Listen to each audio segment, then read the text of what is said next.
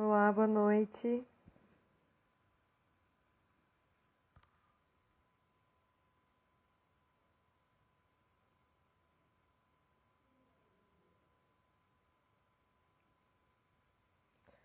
Olá, boa noite.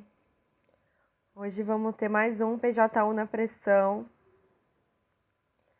Hoje a gente vai fazer um balanço sobre os atos desse final de semana, do 19J, por Fora Bolsonaro, por mais vacina. E vamos ter alguns convidados aqui. Oi, boa noite, o pessoal já entrando.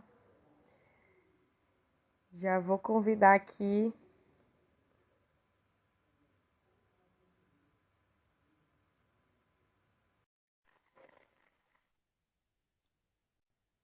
Valmi, já aceitei o seu convite.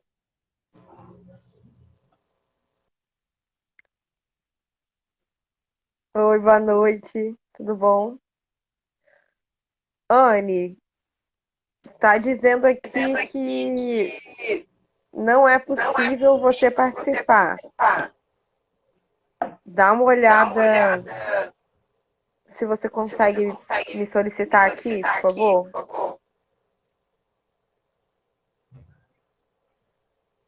Boa noite, Valmi. Boa noite, boa noite, boa noite. Consegue me ouvir bem, companheira? Te ouvindo bem, te ouvindo e vendo bem. Que massa, que massa. Boa noite. Uma alegria poder estar aqui com vocês hoje, viu? Alegria te receber também. Valmi é da coordenação do MNU e a gente vai estar conversando bastante sobre o impacto do governo Bolsonaro, desse projeto de genocídio, né, que o movimento negro também estava denunciando lá no ato, no dia 19, nas ruas. Na verdade, o movimento negro já está nas ruas, né, há um tempo. E tá dando eco, né? Deixa eu ver o que eu consigo fazer. Você tá com fone, né, também? Tô. Deixa eu ver se tirando o fone melhora. Você não consegue me escutar bem, não? Eu tô te ouvindo de boa.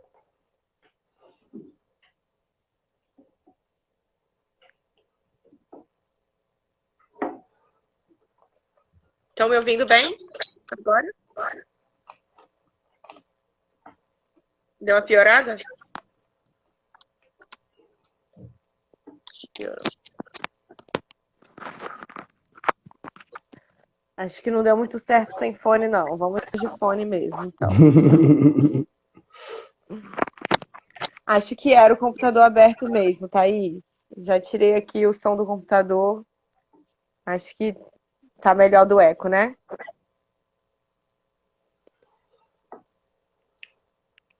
Valmi, vou começando com você, certo?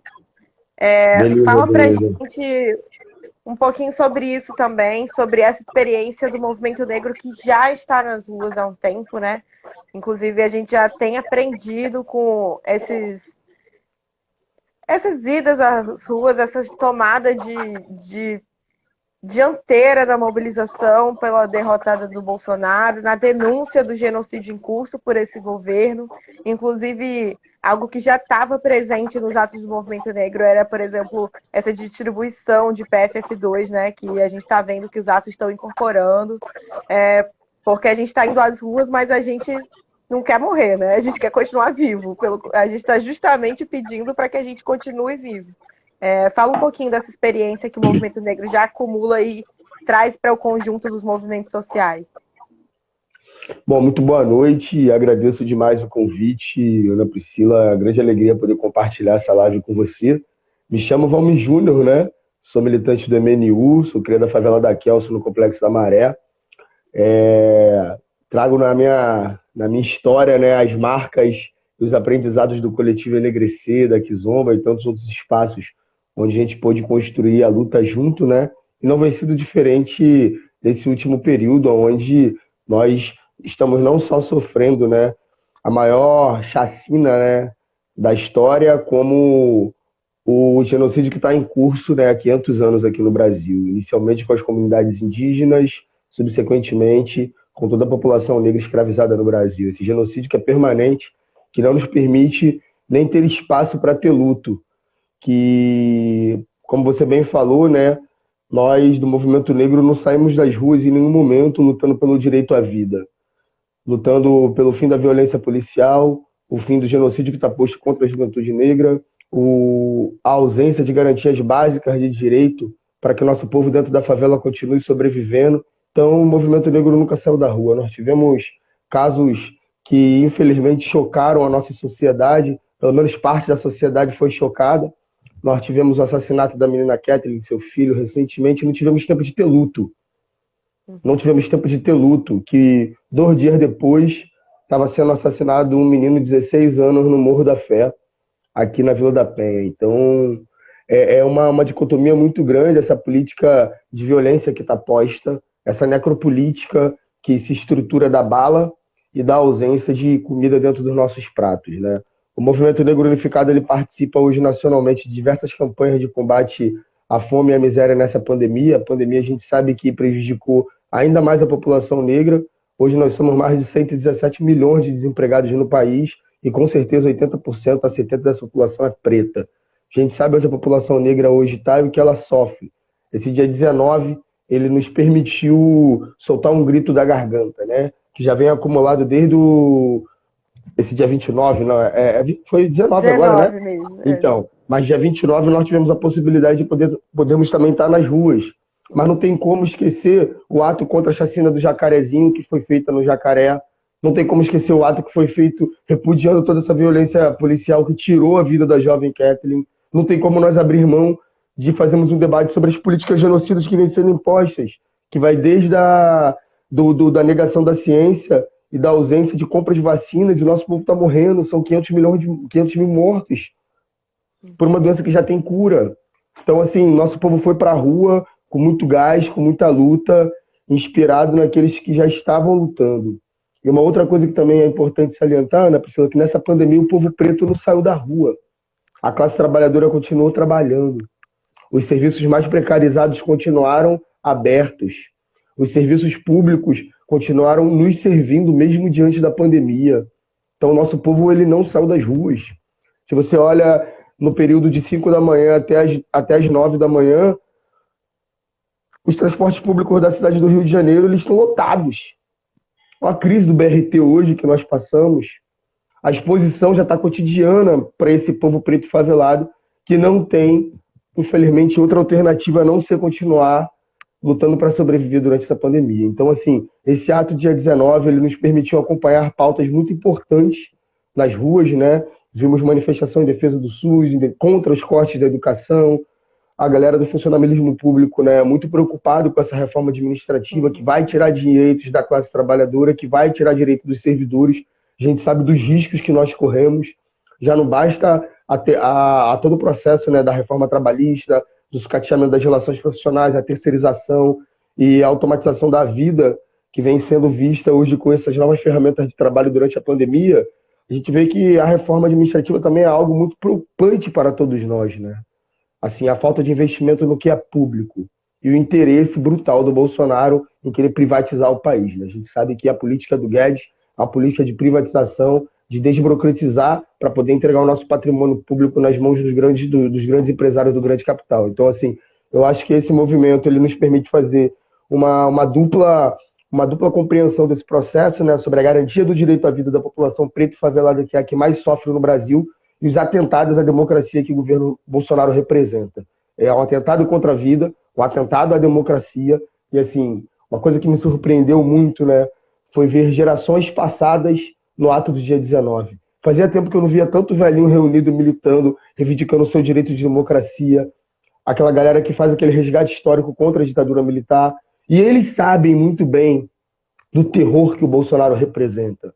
Eles sentiram na sua pele o terror que esse militarismo nos acomete, né? Eu tenho medo. A nossa vida está tão militarizada que eu tenho medo do que vai acontecer. Já sou bolado, já tenho medo de sair da favela. Porque na porta da minha comunidade tem uma viatura policial, né? O olhar do Estado para a população favelada, para a população preta, é um olhar que olha para o menino que tinha uma bicicleta elétrica comprada, foi acusado de roubo, A justiça conseguiu comprovar que aquela bicicleta era do jovem, ele denunciou o casal de branco racista que acusou ele de roubo, e agora a mesma polícia quer saber da onde que esse jovem comprou a bicicleta, e o jovem está sendo investigado. Olha que bizarrice. Absurdo. E assim, então é um acúmulo de coisas, sabe, né? Porque eu acho que é importante movimentos organizados estarem sistematicamente lutando nas ruas para poder denunciar tudo aquilo que nós estamos sofrendo, né? Então, é um acúmulo de coisas que eu acho que vale a pena para a gente poder explorar aqui. E esse debate ele não vai se desgastar nunca, né? Porque todo dia, toda hora, a violência está nos acometendo, assim, as pautas também ligadas do direito à vida, dos direitos prioritários das mulheres que foram denunciando, assim, e eu acho que eu vi assim, o movimento do retorno do ele não, e eu acho que foi uma linha muito acertada que as meninas estavam dando, né, muitas palavras de ordem, e o ele não ecoava, né, assim, foi uma coisa que me surpreendeu muito, né, os anseios também da comunidade LGBTQI+, né, priorizando esse debate pelo direito à vida. A gente sabe que a população, que no Brasil é onde mais se mata a população LGBTQI+, no mundo, então, assim, nós temos, assim, desafios inumeráveis para poder colocar na rua, colocar na pauta, derrotar o fascismo, derrubar o Bolsonaro e organizar o nosso povo para fazer revolução, né? Dialogando com o que você está apresentando para a gente, o que Verinha perguntou, dá as boas-vindas também, né, para quem está chegando ao longo desse caminho. Esse é o PJ na Pressão, nosso programa aqui do Cicejuf, que a gente faz nas segundas ou nas quartas, mas toda semana a gente está aqui. E a gente está fazendo um balanço e conversando sobre por que fomos às ruas no dia 19, agora nesse sábado. O Valmir é da coordenação do MNU e a gente está conversando um pouquinho aqui. Daqui a pouco vai entrar a Anne, que é nossa coordenadora de mulheres do sindicato, e também a Luana do MST, para a gente ir conversando sobre isso. Sobre essa questão tanto de irmos às ruas e já estarmos nas ruas há um tempo, ou não termos saído das ruas, né? Por estar trabalhando mesmo, porque a gente sabe que em nenhum momento os serviços pararam de funcionar, que o tempo todo foi só no discurso de que a economia não pode falar, não pode parar. Paulo Guedes ditando a agenda e Bolsonaro achando ótimo, né? Colocando o genocídio para rolar. E você falou também desse aumento do policiamento nas comunidades e nas ruas, e a gente tem percebido isso muito. Porque os movimentos de mulheres, né, junto com os movimentos negros, a gente já tem se encontrado na rua a partir das ações de solidariedade, né? Ao longo dessa pandemia inteira, a gente tem se encontrado muito nas ruas, nessas ações de solidariedade. E uma das comunidades que a gente está acompanhando, o movimento de mulheres, e o Ciceju também acompanha a gente, e o pessoal do Sindipetro, a gente estava levando os alimentos e os materiais, e a comunidade nos falou que estava com problema de que eles recebiam os alimentos e não conseguiam comprar o gás. Então, essa é uma realidade que a gente sabe que está acontecendo, está tudo mais caro, e a Verinha perguntou aqui, pediu para você explicar a relação entre o desmonte da Petrobras e o preço do gás, que está a R$200 em muitos lugares, nas comunidades, nos bairros, e como isso afeta diretamente, né, a vida da população mais pobre. Verinha, tem uma coisa que é importante a gente sinalizar, né, que é assim, que é do resgate das experiências primitivas de sobrevivência. Daqui a pouco o povo vai estar voltando a cozinhar no fogão de lenha. Isso é uma realidade já presente em muitas favelas do Rio de Janeiro. Recentemente teve um incêndio na favela de Manguinhos, que a galera estava catando, a galera do entorno, dos barracos ali próximo ao valão, ali do lado da refinaria, estava fazendo comida na lata. E pegou fogo num pallet que estava servindo de combustão para o fogo, e foi se pegando, pegou fogo, acho que uns 10 barracos de madeira que tinha lá. Nós estamos vendo uma regressão a todo instante. O desmonte da Petrobras é o desmonte do interesse público. Privatizar, desmontar a Petrobras, permitir essa violência ao nosso maior patrimônio. Nosso maior patrimônio, a Petrobras é o nosso maior patrimônio. E assim, é acabar com o projeto de soberania nacional. É desmontar a soberania do país. É destruir a nossa principal ferramenta de construção de impactos econômicos para fora do país. A Petrobras é uma referência internacional de investigação de tecnologias, de offshore, de desenvolvimento tecnológico para tantas coisas que são estratégicas para a nossa sobrevivência, né? Eu não queria nem só falar da Petrobras, também o risco que nós temos de perder o setor elétrico. Uhum. Estamos comprometidos. Imagina o que o povo vai fazer sem luz, sem ter condição de pagar luz, sem ter condição de pagar gás. É retornar às perspectivas primórdias, sabe? De sobrevivência, as técnicas de sobrevivência. É o fogão a lenha, vai ser o candelabro com vela, a gente vai estar daqui a pouco usando todo o lampião, vai voltar, e isso. Porque assim, eu tenho certeza absoluta que quem vai ser mais prejudicado com esse desmonte da Petrobras, o encarecimento do botijão de gás, o super encarecimento da gasolina. Uhum. Hoje a gente vê que uma população jovem, negra, pobre, trabalha no iFood, de entregador de fast food.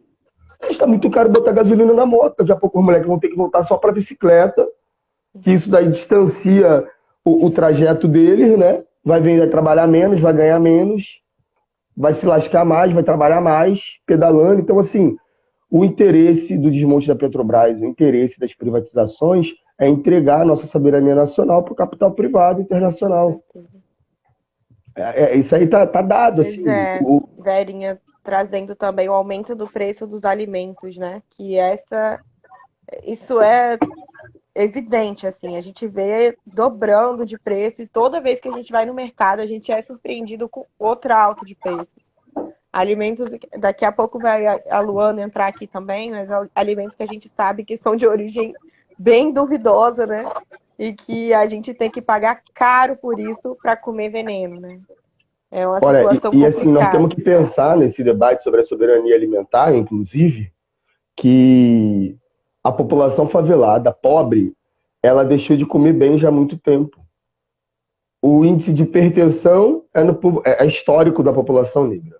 A diabetes é histórica da população negra. Tantas outras doenças e comorbidades que surgem no desenvolvimento da saúde humana se dão muito em fato da sua falta de uma alimentação saudável. A galera está indo para o fast food, está indo para os industrializados. Ninguém come mais uma coisa saudável. Uhum. É impressionante como é que é a alimentação do povo da favela, porque não tem como mais comprar arroz e feijão, gente, pelo amor de Deus. 5 quilos de feijão tá R$30. É um absurdo. O quilo de carne tá R$40.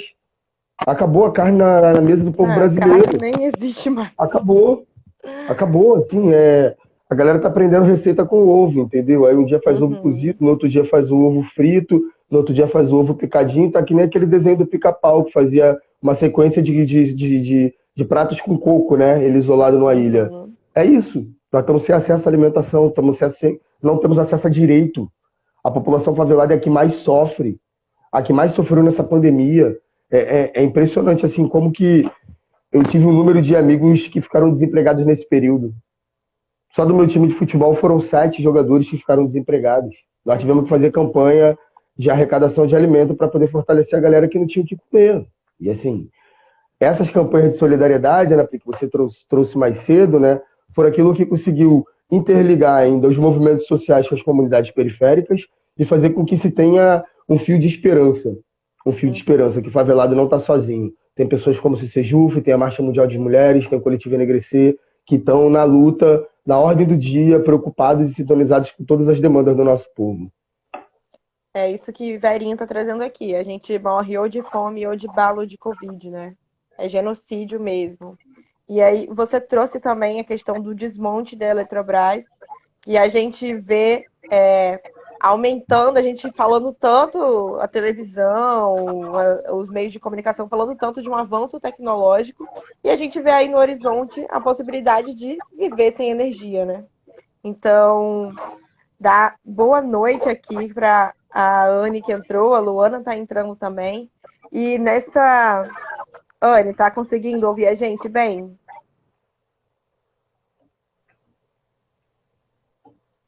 Oi, Luana, boa noite.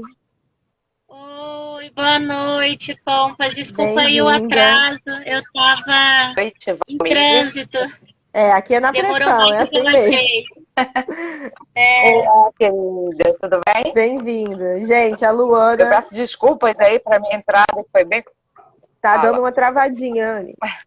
Tá me ouvindo bem, Ana? Agora sim. Pois é. Ah, tá. Peço desculpas. Minha conexão aqui é bem ruim. Então, boa noite. O Valmir já começou com uma fala. Eu peguei também começada, infelizmente, mas boa noite. Sejam bem-vindos. Valmir e Luana, companheiros de construção de luta, e Ana também, que está com a gente. E que a fala inicial, eu acho que vai passar agora para a Luana, né, ressaltando e complementando só um minuto a questão que a Tá dando uma privatização, né, cortadinha, Anne. da Eletrobras, infelizmente. Ixi, será que tem? Deixa eu ver se tem.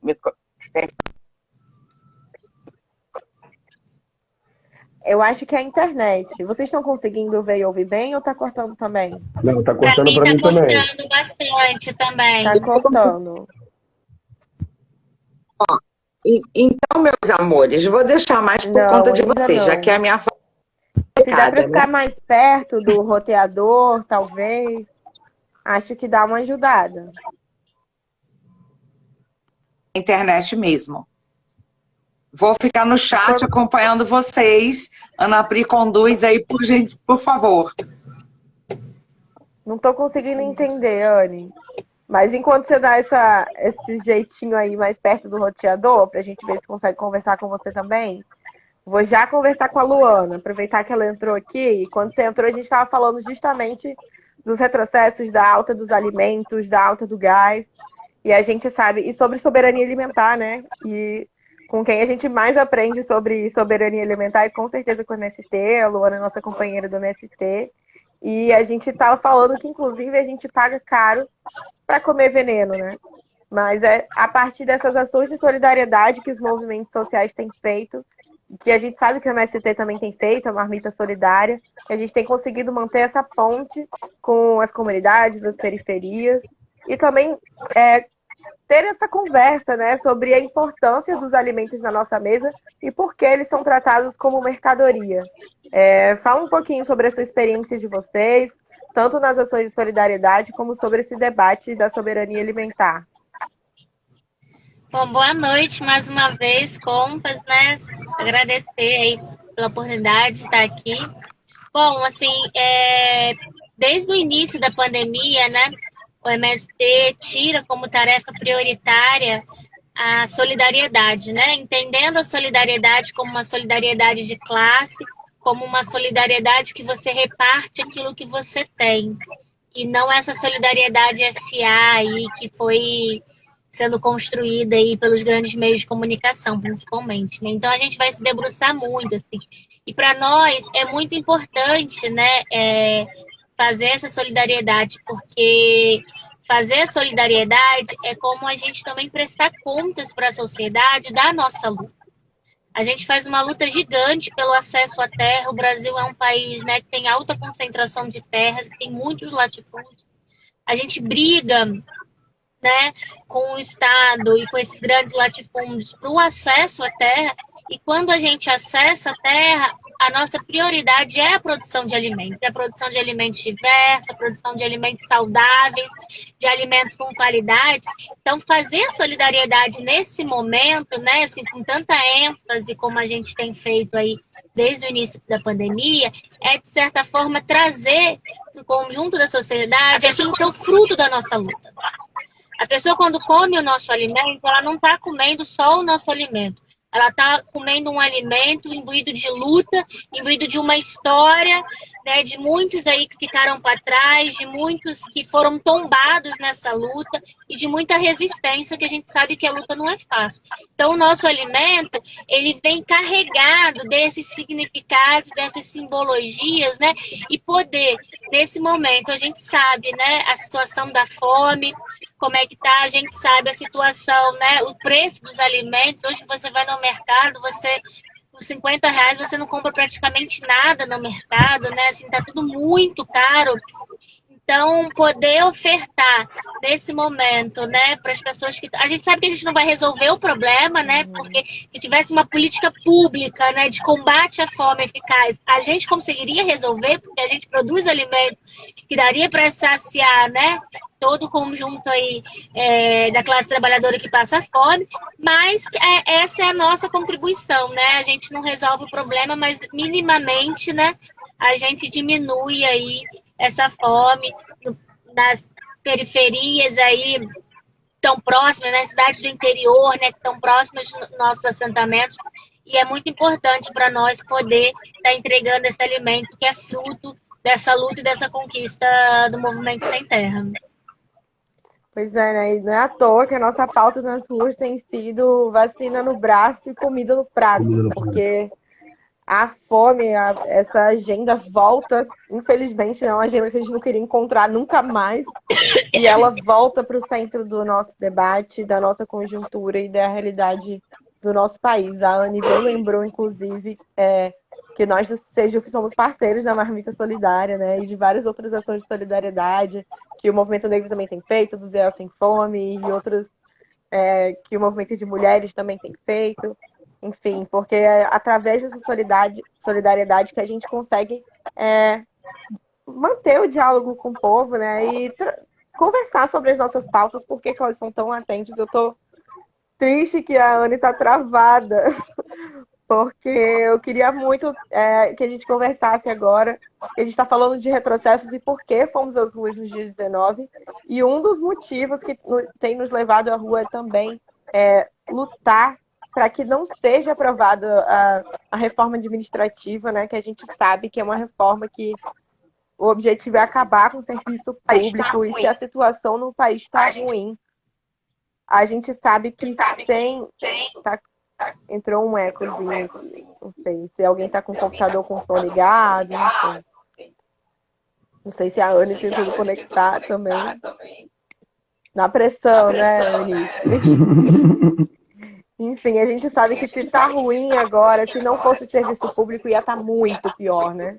Se a gente não tivesse um SUS, não conseguimos nem ter a dimensão de quantos corpos a mais a gente não estaria contando nesse momento, né? Então, desmontar o serviço público desta forma é mais um passinho dessa política genocida em curso, né? É a fome, é a bala, é a Covid, e é também a ausência, é o Estado dizendo, olhando para a gente e dizendo que não vai mais atender a população, né? Que os recursos vão ser todos voltados para quem tem, para quem já tem esses recursos, na verdade, né?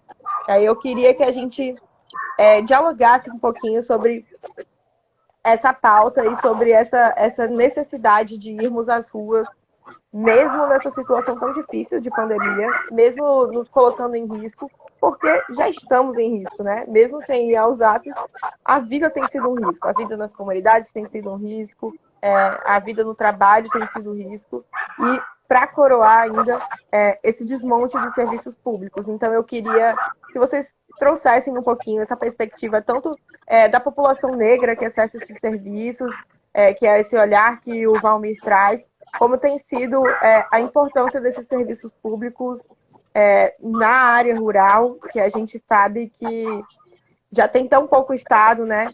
E que essas políticas de desmonte afetam diretamente a área rural, quando corta mais médicos, quando corta da saúde, os primeiros a ficarem sem médicos são os interiores, são as áreas rurais. Eu queria que vocês conversassem um pouquinho sobre o que representa esse desmonte na vida do povo, da população negra e campesina.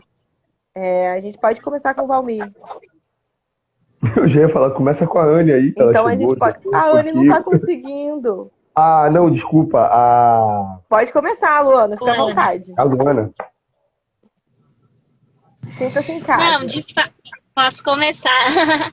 Não, os retrocessos, eles são muito gigantes, né? E eles são para todos os lados, assim. A nossa pauta da reforma agrária também, ela vem enfrentado uma ofensiva muito grande, assim.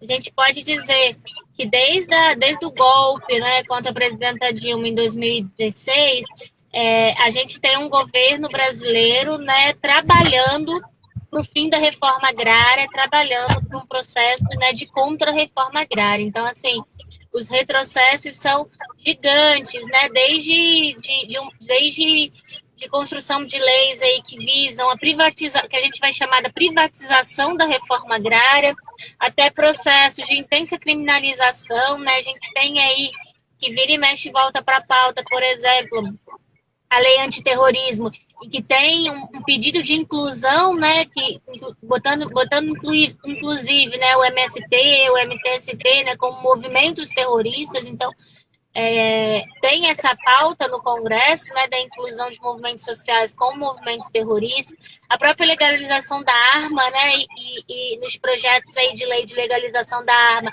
a gente tem, né, um armamento muito pesado sendo legalizado, assim, para as áreas rurais.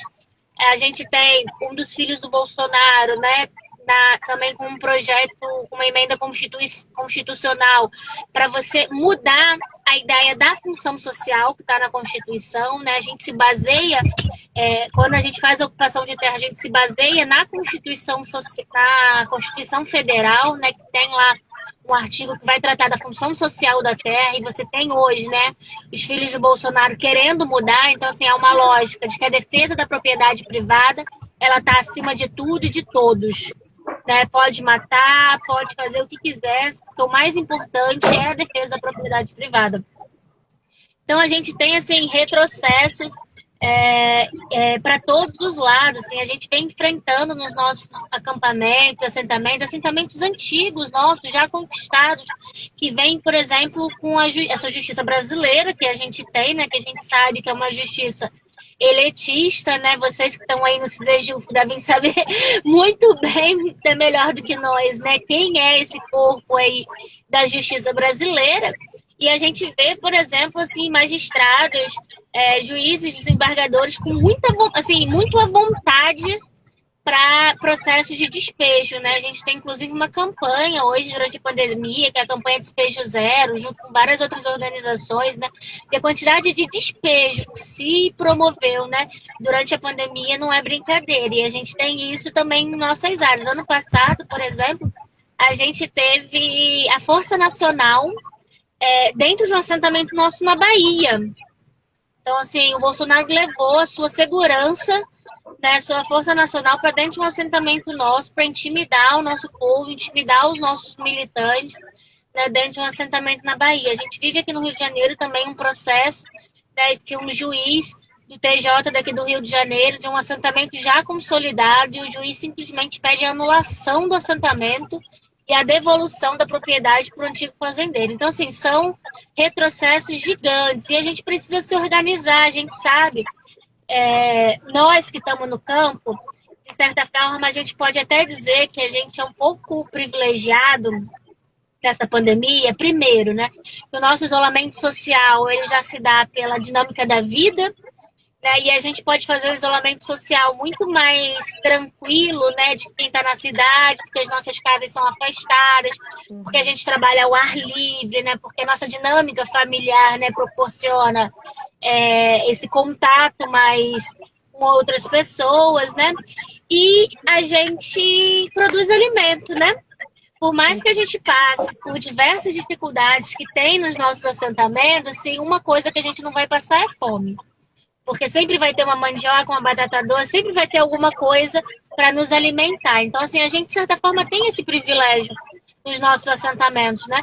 Mas a gente não pode deixar, né, de ir para a rua, de ir para a luta, porque a gente sabe que o Bolsonaro quer acabar com o assentamento de reforma agrária, o Bolsonaro quer acabar com a reforma agrária no nosso país, né? Então, a todo momento a gente vem, né, recebendo pessoas, né, criminalizando a nossa luta, criminalizando, né, a nossa resistência. Então, a gente precisa estar na rua, hoje a gente tem clareza, né, e o MST também tira como uma das linhas prioritárias, de que a gente só vai resolver qualquer coisa quando a gente tirar Bolsonaro. Então, assim, a gente só vai ter vacina para todos quando a gente tirar Bolsonaro, a gente só vai ter um auxílio emergencial, assim, que seja de fato, né, que seja uma renda básica, de fato, para quem mais precisa, né? Quando a gente tirar Bolsonaro, a gente só vai ter um controle dessa pandemia quando a gente tirar Bolsonaro. Então, assim, a gente precisa, né? Nossa primeira pauta é tirar o Bolsonaro, e aí por isso que a gente está indo para a rua, e por isso que a gente está aí, junto com as ações de solidariedade, mas fazendo um trabalho, né? Todas essas famílias que recebem a solidariedade, para que também seja essa solidariedade, né, entre classe, mas indo para a rua, fazendo ações simbólicas, né, faixaços, né, e outras coisas, porque a gente sabe que a gente precisa ir para a rua, porque a gente precisa tirar o Bolsonaro, né. Então a gente segue aí com os cuidados, né, todos aí que o momento exige. Então a gente tem muita gente idosa nas nossas áreas de assentamento, então a gente tem muita preocupação, né, com o nosso povo dos assentamentos. Então, mas a gente precisa ir para a rua nesse momento, porque a rua é o nosso lugar, né? A rua é onde a gente tem a nossa voz, é onde a gente pode dialogar, né, com o povo.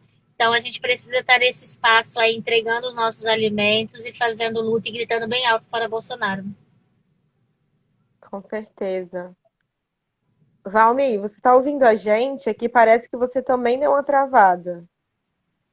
Para mim, ele tá travado. Eu até fiquei pensando se não era eu que estava travada. Pois é.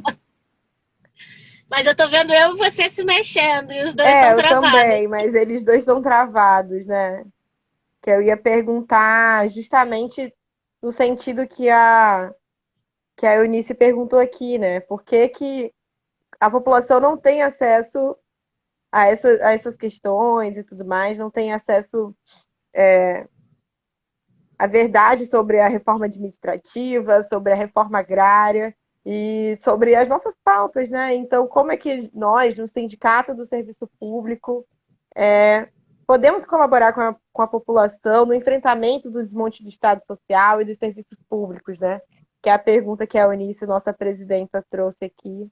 E a gente queria saber como é que a gente pode tornar essa pauta uma pauta de todos, né? Quando a gente pensa nos nossos atos de rua, como é que a gente pode costurar o conjunto das nossas pautas para nos fazer entender para quem assiste aquilo dali, porque a gente vê que agora que estão levando à mídia os nossos atos, a nossa ida à rua, tentam transformar em qualquer coisa, né? Teve emissora que, inclusive, disse que a gente estava indo à rua em apoio à posição de Bolsonaro com relação ao auxílio emergencial, que ele falou que estendeu o auxílio e a gente estava indo para a rua em apoio a isso.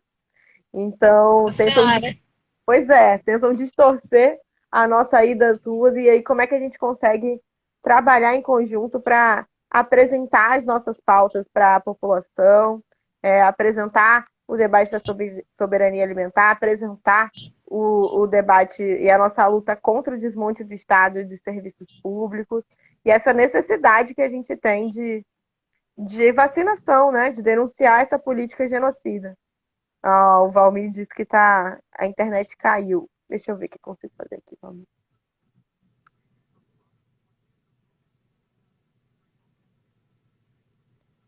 Acho que vocês ficaram travados aqui mesmo. Não consigo nem tirar vocês aqui. Os dois estão aparecendo para mim com uma bolinha assim girando. Carregando. Eu acho que eles é que tem que tentar sair, não?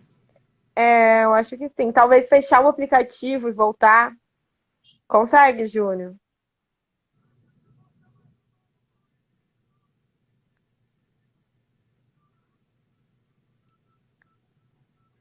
Tenta fechar o aplicativo e voltar, para eu ver se sai aqui e a gente consegue voltar.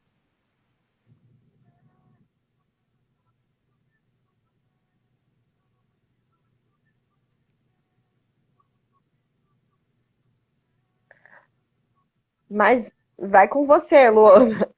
Como é que a gente consegue se organizar para costurar nossas pautas e saber apresentá-las, né? Para as pessoas entenderem o que a gente está falando e por que isso é tão essencial para a vida da classe trabalhadora, para a vida da população como um todo.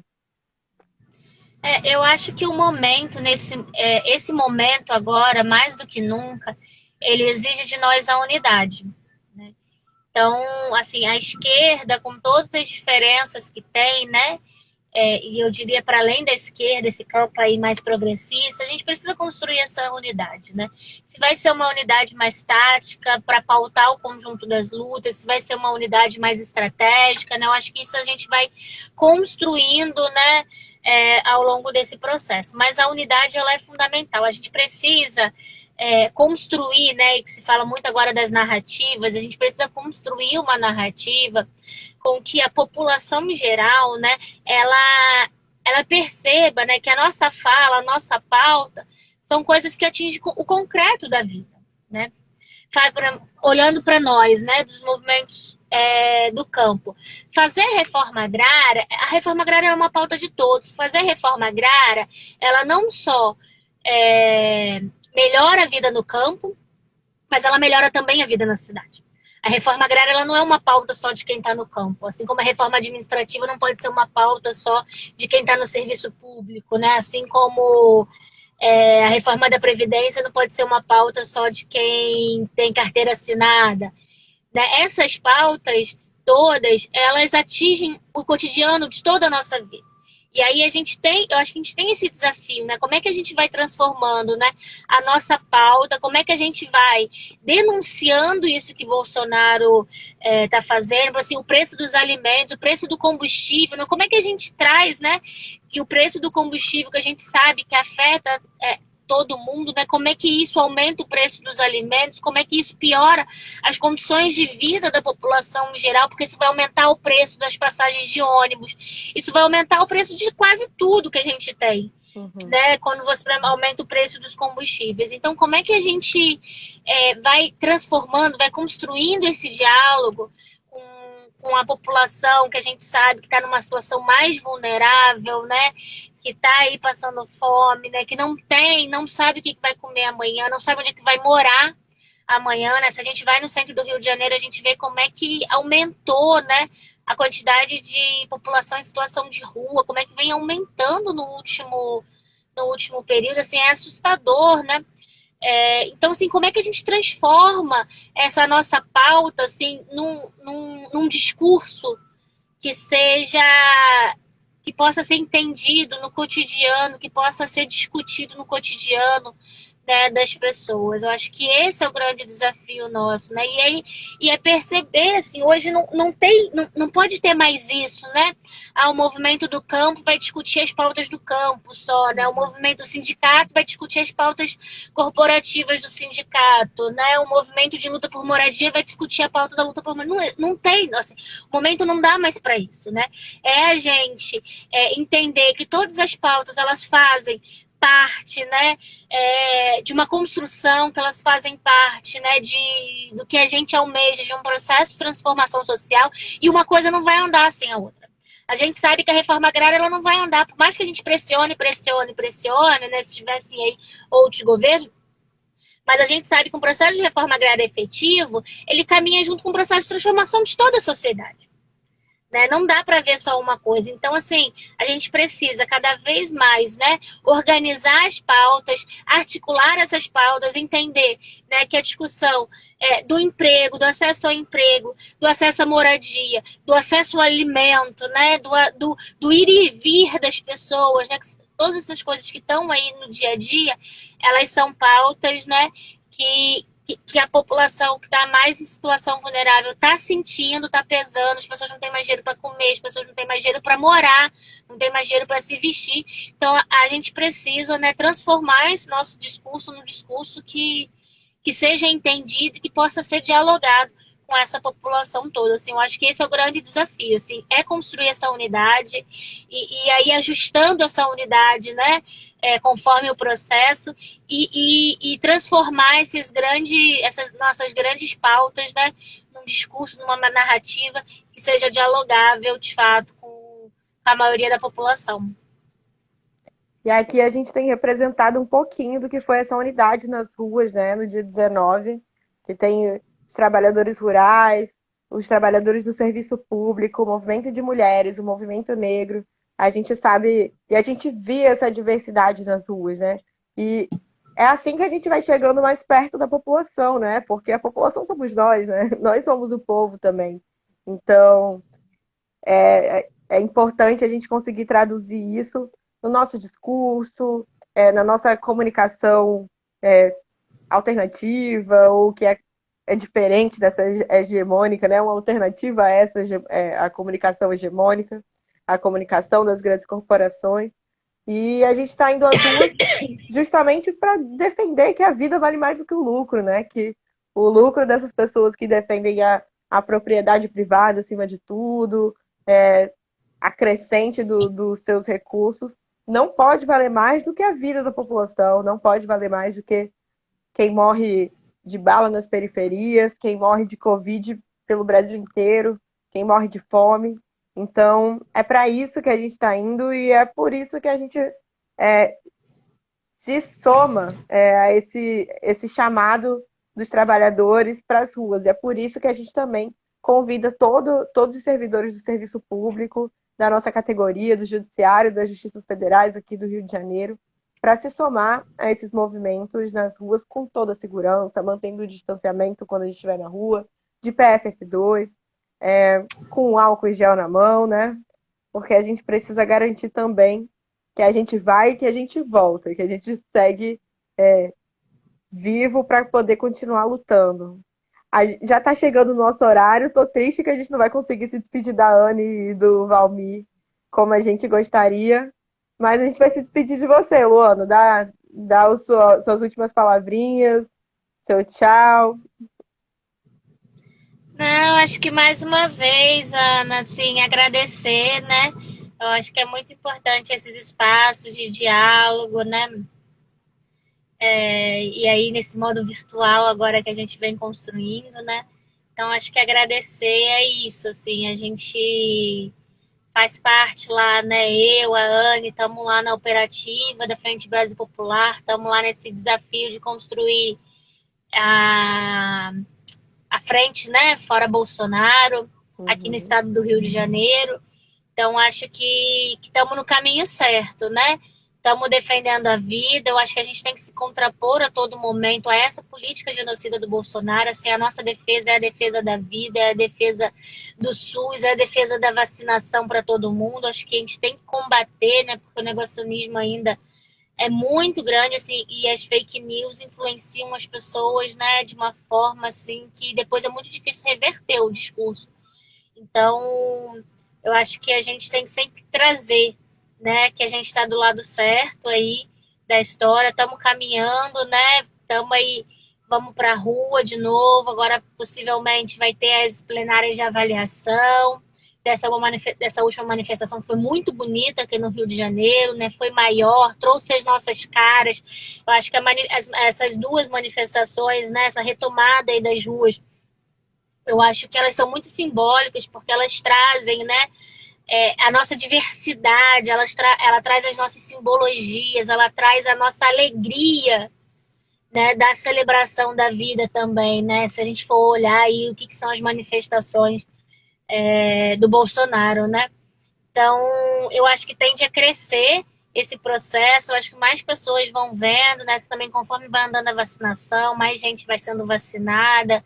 Então, eu acho que é um processo crescente, né? As pessoas vão indo mais para a rua, as próximas mobilizações tendem a ser maiores ainda, e a gente tem que ter essa confiança, né? De que é indo para a rua que a gente vai conseguir aí, porque não dá para esperar 2022, né? A gente precisa tirar o Bolsonaro logo, já são 500 mil vidas, né? A rapidez com que foi, por exemplo, esse ano foi muito grande, né? E a gente sabe que isso só, assim, o Brasil pode enfrentar uma terceira, uma quarta, uma quinta onda se a gente continuar com esse governo. Então, a gente não pode mais admitir, assim, a gente tem que ter indignação mesmo, porque a gente não pode mais admitir que daqui a alguns meses a gente tenha mais 500 mil vidas ou 100 mil vidas, não importa, a gente não pode admitir mais que a gente tenha tantas vidas aí ceifadas num país que já tem vacina, né, que já tem vacinação, e que a gente poderia estar, né, muito melhor, cumprindo aí medidas, pelo menos mínimas, de isolamento, né, renda básica, para que as pessoas possam ficar em casa. Então, a gente não pode admitir e aceitar o que esse governo vem fazendo. Então, a gente precisa, ir para a rua e tirar esse governo antes de 2022. Muito obrigada, Luana. Obrigada, Valmir. Obrigada, Anne. E todo mundo que ficou assistindo a gente até aqui. A gente vai se encontrando nas lutas e seguimos aí, em luta contra o racismo, em defesa do serviço público e por comida no prato e vacina no braço. Obrigada, gente. Até o próximo PJ na Pressão. Tchau. Até, tchau.